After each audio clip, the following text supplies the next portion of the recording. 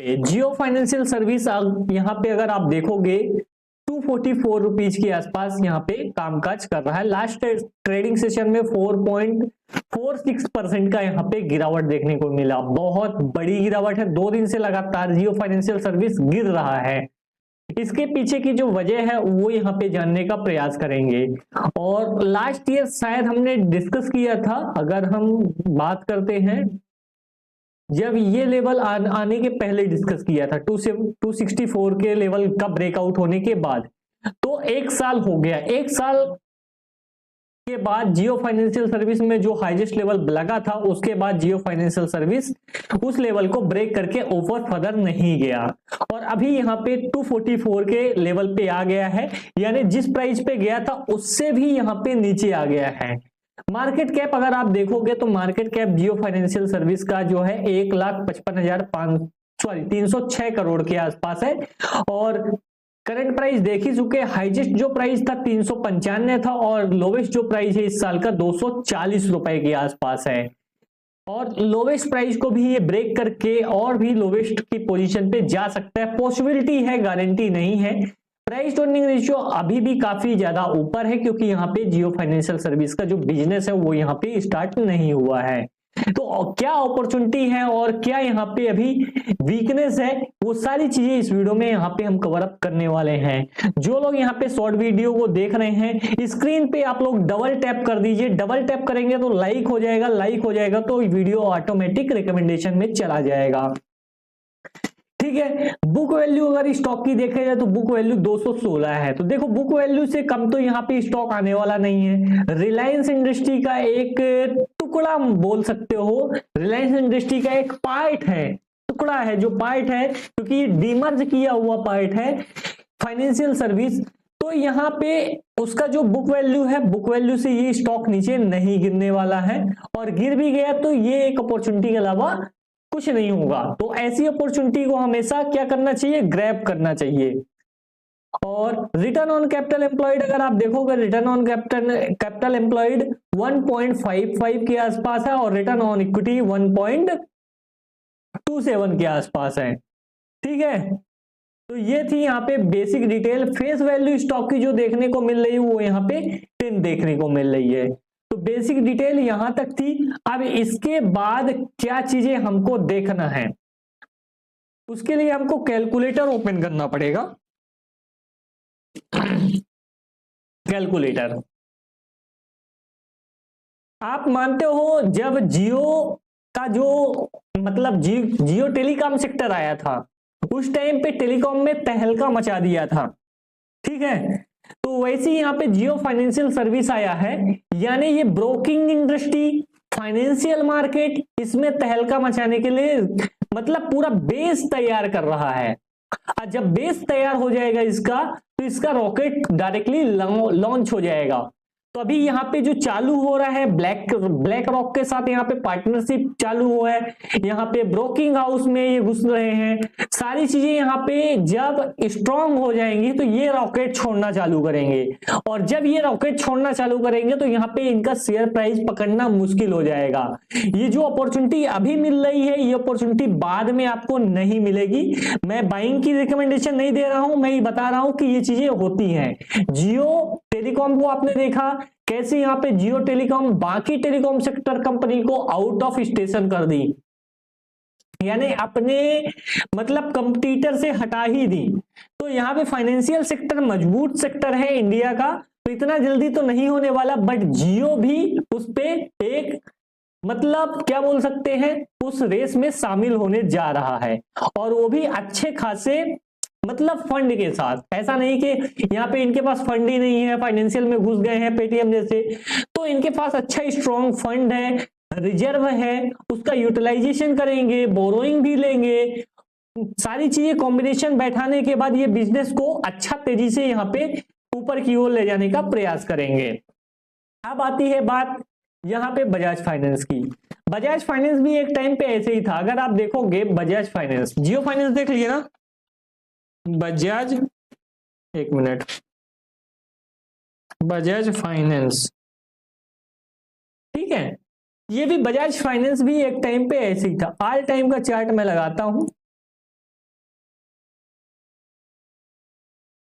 ठीक है, सेम चीजें हुआ था बजाज फाइनेंस में भी।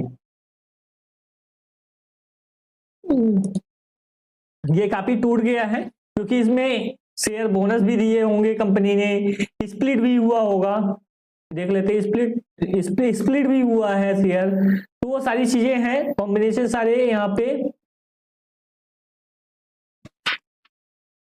1 मिनट, बजाज फाइनेंस, पेंशन नहीं चाहिए, फाइनेंस चाहिए, ठीक है। तो फेस वैल्यू 2 है, स्प्लिट भी हुआ है, ठीक है। तो जब ये लिस्ट हुआ था उस टाइम पे ये करीबन यहाँ पे 14 या 15 रुपए के आसपास था, फरवरी 95 में, ठीक है। फरवरी 95 में ये शेयर लिस्ट हुआ और उस टाइम पे प्राइस किया था 15 रुपए मान के चलते हैं। उसके बाद ये स्टॉक प्राइस गिरा करीबन यहाँ पे 1 साल 1.5 साल में अच्छा खासा टूटा। इन्वेस्टर तो परेशान हैरान हो गए होंगे, 2 रुपए 2.5 रुपए के लेवल तक ये स्टॉक आ गया। उसके बाद एक जोन में काफी टाइम तक ये कामकाज किया क्योंकि ये बेस मजबूत हो रहा था।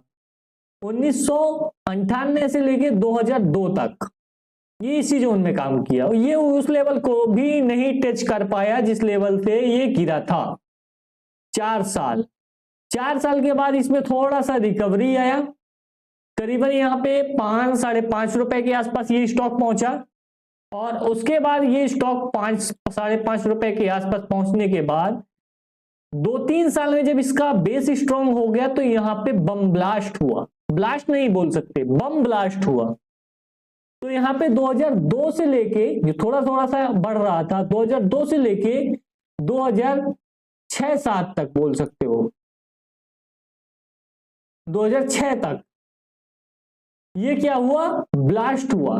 5 रुपए से लेके 50 रुपए चला गया 4 साल के अंदर, यानी 10 टाइम्स 4 ईयर के अंदर हो गया, 10 टाइम्स बोल सकते हो गिरा था। और इनिशियल प्राइस से कितना हुआ, 14-25-60 बोल सकते हो, या तो 5 टाइम्स 4 टाइम्स के आसपास, 12-4-48, तो 4 टाइम्स के आसपास नियर बोल सकते हो। तो लिस्टिंग प्राइस से भी 4 टाइम्स हो गया, बट जो नीचे लगाया था लो और यहां से जहां से उठना चालू किया था वहां से भी कितने टाइम्स हो गया, 10 टाइम्स, और 2.5 रुपए से जो है वो यहाँ पे 20 टाइम्स हो गया। तो ऐसे यहाँ पे मूवमेंट आते हैं स्टॉक मार्केट में जब चीजें अच्छी हो जाती हैं, ठीक है। और उसके बाद ये स्टॉक मुड़ के नहीं देखा, बीच बीच में गिरावट आई, फिर ऊपर गया, फिर गिरावट आई, फिर ऊपर गया, फिर गिरावट आई, फिर ऊपर गया, फिर कोविड की लंबी गिरावट आई, फिर उसके बाद भी अच्छा खासा ऊपर गया, फिर नीचे आई गिरावट, फिर अच्छा खासा ऊपर गया, फिर नीचे आई, फिर ऊपर गया। तो ये सारी चीजें चलती रहती है मार्केट में।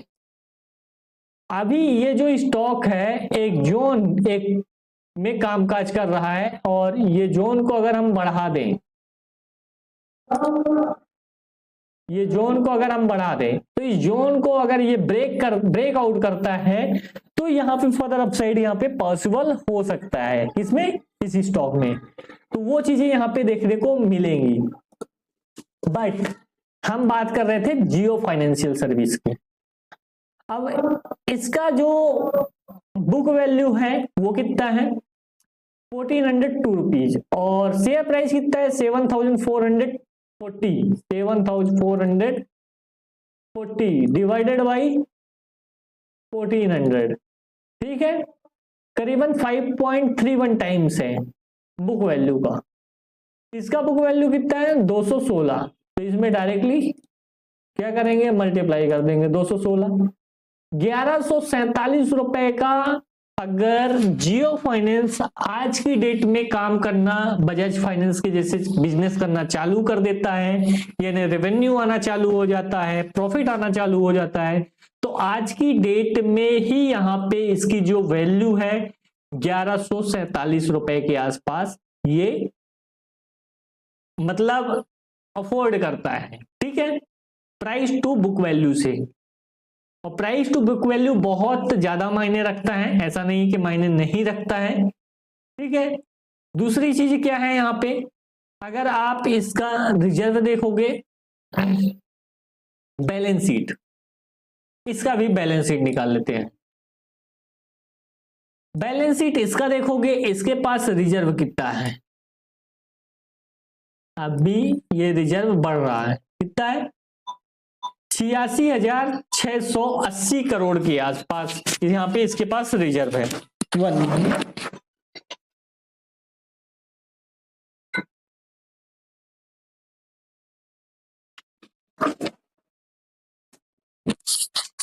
कितना रिजर्व है यहाँ पे 86,680 करोड़ के आसपास यहाँ पे इसके पास रिजर्व है। और यही किसके पास, जियो फाइनेंस के पास कितना रिजर्व है 1,30,000 करोड़ के आसपास यहाँ पे जियो फाइनेंस के पास यहाँ पे रिजर्व है।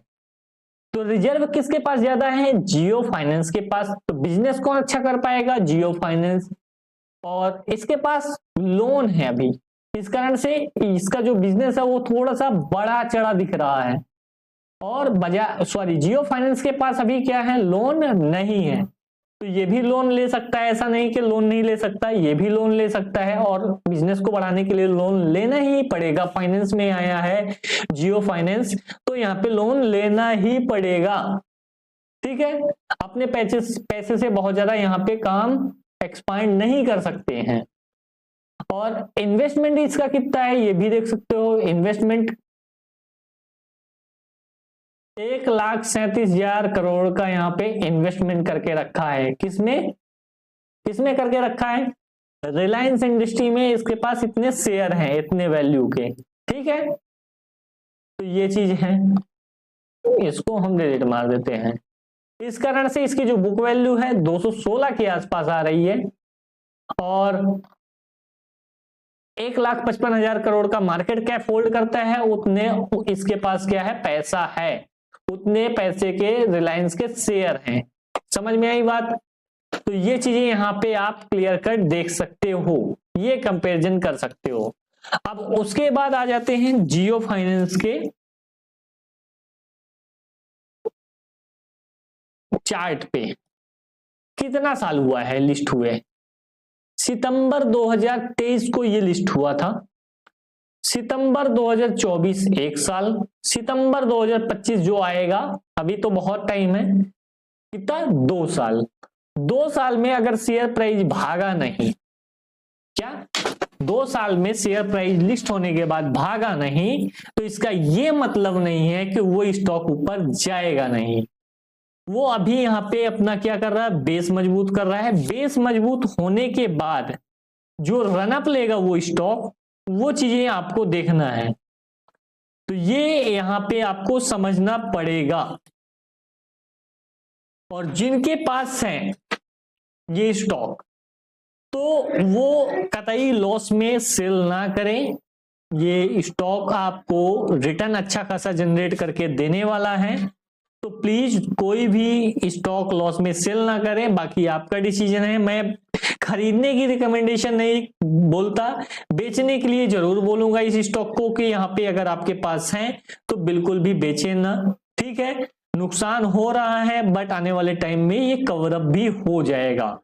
मैं एक वीडियो बनाया था कि इस स्टॉक से करीबन हमारी जो प्रोबेबिलिटी है, हमारा जो मैथ्स है, वो बोल रहा है किस स्टॉक से यहाँ पे 1,000 शेयर परचेस करने पे यहाँ पे कोई भी इंसान 1 CR आने वाले 25 साल 20 साल में जनरेट करके दे सकता है। कैसे, वो चीज भी डिस्कस करते हैं। 1 ईयर बजाज फाइनेंस, अब ये मानते हो बजाज फाइनेंस जिस टाइम पे बिजनेस कर रहा था उस टाइम पे लोग लोन उतना ज्यादा नहीं ले रहे थे, ये चीज तो मानते हो। ठीक है, इसी के कारण यहाँ पे इसका जो प्राइस है वो डिक्लाइन हुआ था, वो लिस्टिंग प्राइस से भी नीचे आ गया था। ठीक है, ये यहां से लिस्टिंग प्राइस से नीचे आ गया था, क्योंकि यहाँ पे उस टाइम पे लोग लोन लेना प्रेफर नहीं करते थे। इस कारण से बजाज फाइनेंस का जो बिजनेस है वो थोड़ा सा गड़बड़ा गया। आज की डेट में कोई भी यहाँ पे लोन लेने से नहीं डरता, क्योंकि सबकी सैलरी यहाँ पे अच्छी है और सब यहाँ पे अच्छे से रहना, अच्छे से खाना, अच्छा मोबाइल, ये सारी चीजें यहाँ पे चाहते हैं। तो यहाँ पे जो बजाज फिनसर्व का कार्ड भी बहुत लोगों के पास है, तो ऐसे यहाँ पे जियो फाइनेंस भी यहाँ पे करने वाला है, लोन प्रोवाइड करने वाला है। तो इस कारण से यहाँ पे बिजनेस उतना मतलब स्ट्रगल नहीं करेगा जितना बजाज फाइनेंस का किया था। अब बजाज फाइनेंस का आज के डेट में जो प्राइस है, ठीक है, कितना है, 7440 रुपए। अब इस इनिशियल लिस्टिंग प्राइस की मैं बात कर लेता हूं, 14 रुपए के आसपास लिस्ट हुआ था। कितने टाइम्स दिया है, 531 टाइम्स दिया है। ठीक है, कितने टाइम्स दिया है, 531 टाइम्स दिया है अभी तक में। लिस्ट कब हुआ था ये,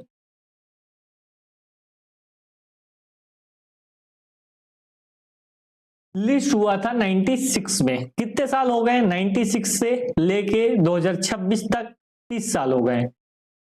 स्प्लिट की मैं बात नहीं कर रहा हूं, ठीक है, अभी स्प्लिट भी हुआ, फेस वैल्यू चेंज हुआ, वो सारी चीजें मैं बात नहीं कर रहा हूं, डिविडेंड दिया, वो कुछ नहीं मैं बात कर रहा हूं। 531 टाइम्स ये हुआ। अगर 96 में कोई भी बंदा जैसे 100 शेयर यहाँ पे, सॉरी 1000 शेयर यहाँ पे जियो फाइनेंस के बाई किए 244 रुपए के आसपास, तो कितना होता है, 2,44,000 के आसपास। कितना होता है, 2,44,000 के आसपास इंटू 500 टाइम्स। स्प्लिट की मैं बात नहीं कर रहा हूं, शेयर प्राइस की बात कर रहा हूं 30 साल में, जैसे बजाज, तो कितना हो जाएगा, 12 करोड़ 20 लाख। ठीक है, मैं 12 करोड़ 20 लाख की बात ही नहीं करता, क्योंकि वो लोग बोल रहे हैं यहाँ पे मार्केट कैप इतना नहीं जाएगा। ठीक है, मार्केट कैप छोटा रहेगा। 1 लाख का 1.5 लाख करोड़ है तो 5 लाख करोड़ होगा, इससे ऊपर नहीं जाएगा। नहीं, ऐसा नहीं है। 20 साल बाद चीजें बदल जाएंगी, 30 साल बाद चीजें बदल जाएंगी। उस टाइम पे लगने लगेगा कि जो 1 लाख करोड़ है तो 200 लाख करोड़ हो जाएगा। ये सारी चीजें वहां पे चेंज हो जाएंगी उस टाइम पे। ठीक है, महंगाई का लेवल भी उस टाइम पे अलग होगा जो अभी यहाँ पे है। तो मैं इतनी भी बात नहीं करता, मैं इसका 1/5 की बात करता हूं। कितना, 244 था ना हमारा, अगर 100 टाइम्स भी दे दिया, 244 सॉरी 2,44,000 कितना इन्वेस्ट हुआ। अगर 20 साल के बाद, 20 साल की मैं बात करता हूं, 100 टाइम्स भी दे दिया तो 2,44,00,000, या अगर हम बोले 50 टाइम्स भी दे दिया, 50 टाइम्स तो मान सकते हो 50 गुना होता है। 20 साल में शेयर होता है, ऐसा नहीं है कि नहीं होता, होता है। 50 गुना भी हो गया, 1 करोड़ 22 लाख रुपए। 1000 क्वांटिटी शेयर परचेस करने पे आज की डेट में आपके 20 साल में प्रोबेबिलिटी है कि 1 करोड़ 22 लाख यहाँ पे बन सकते हैं, प्रोबेबिलिटी है। अब यहाँ पे 20 साल में हम रिटर्न भी देख लेते हैं बजाज फाइनेंस का कितना है। कब से देखा जाए, यहाँ पे 2005 से, 2006 से देखते, तेजी के बाद। ठीक है,